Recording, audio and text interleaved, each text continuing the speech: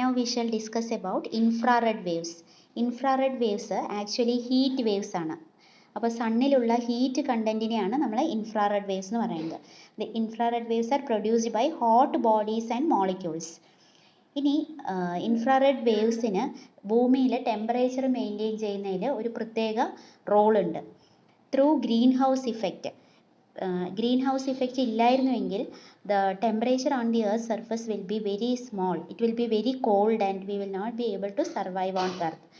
അപ്പോൾ green house effect എന്നുള്ള ഒരു ഫിനോമിനൻ കൊണ്ടാണ് നമുക്ക് എർത്തിലെ ആ ടെമ്പറേച്ചർ നോർമലായിട്ട് മെയിൻറ്റെയിൻ ചെയ്യാൻ പറ്റുന്നത്.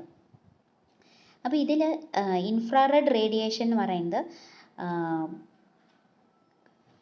they are the heat rays and they play an important role in maintaining the earth's warmth or average temperature through greenhouse effect.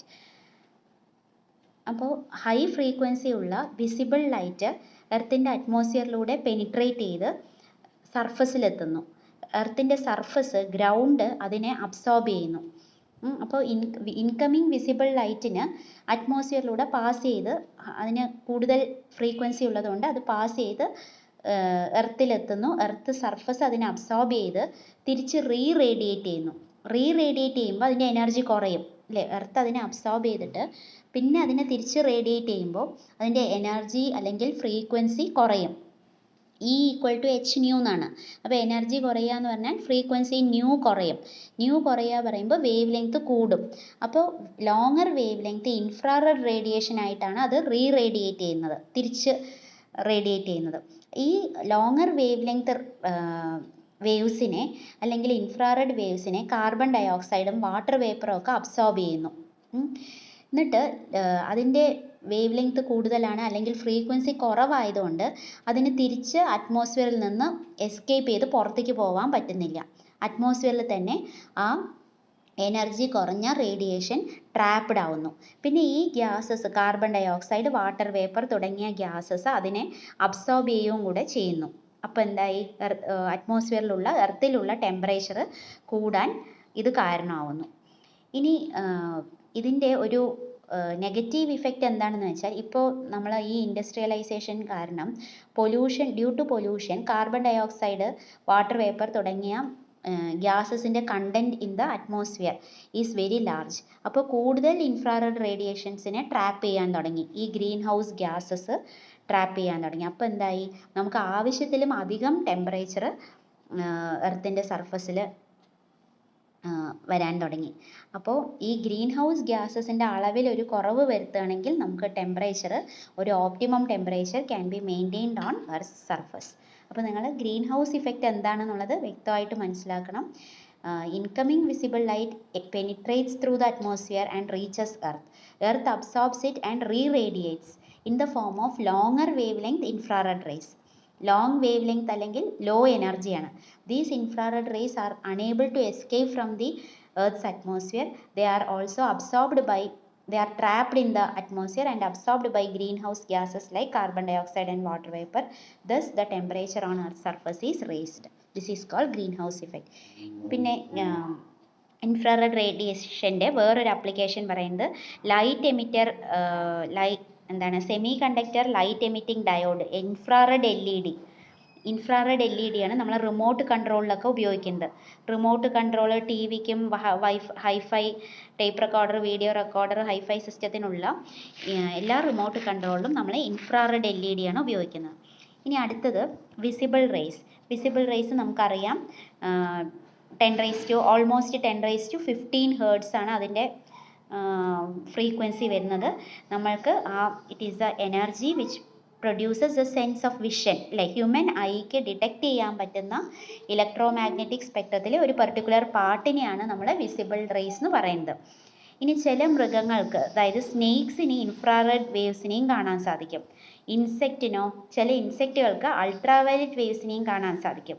നമ്മുടെ ഹ്യൂമൻ റെറ്റിനയ്ക്ക് കാണാൻ സാധിക്കുന്ന ഇലക്ട്രോ മാഗ്നറ്റിക് സ്പെക്ട്രത്തിലെ റേഞ്ചിനെയാണ് നമ്മൾ വിസിബിൾ റേസ് എന്ന് പറയുന്നത്.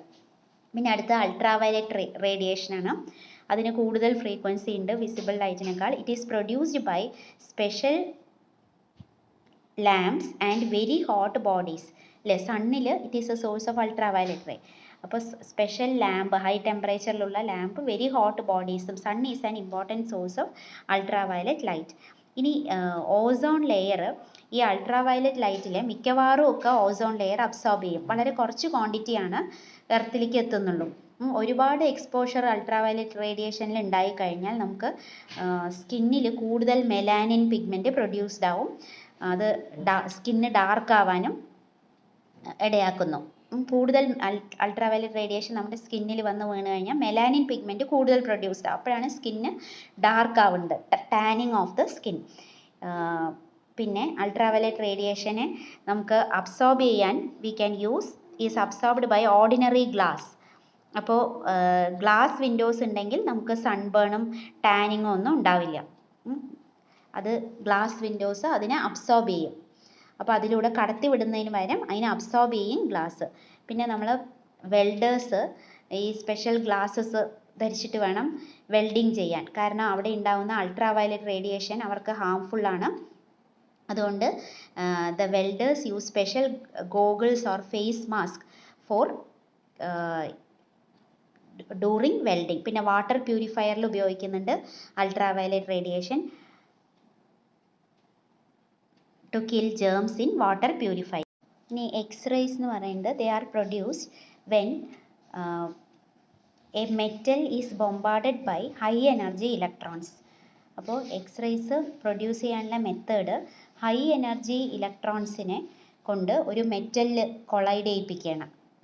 അപ്പോഴാണ് എക്സ്റേസ് ഉണ്ടാവുന്നത്.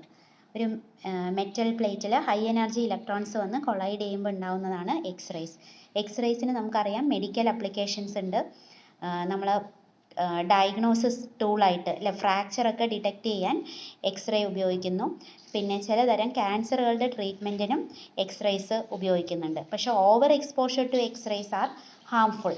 അൺനെസസറി ഓവർ എക്സ്പോഷർ നമ്മുടെ ടിഷ്യൂസിനെ കേടുവരുത്തും.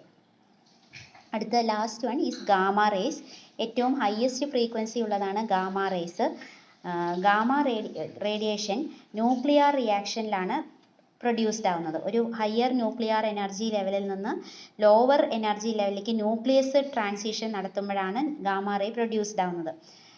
അപ്പോൾ it is produced in nuclear reactions and is emitted by radioactive nuclei.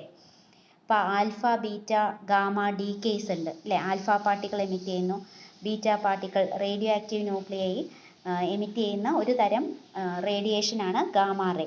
They are also used in medicine to destroy cancer cells.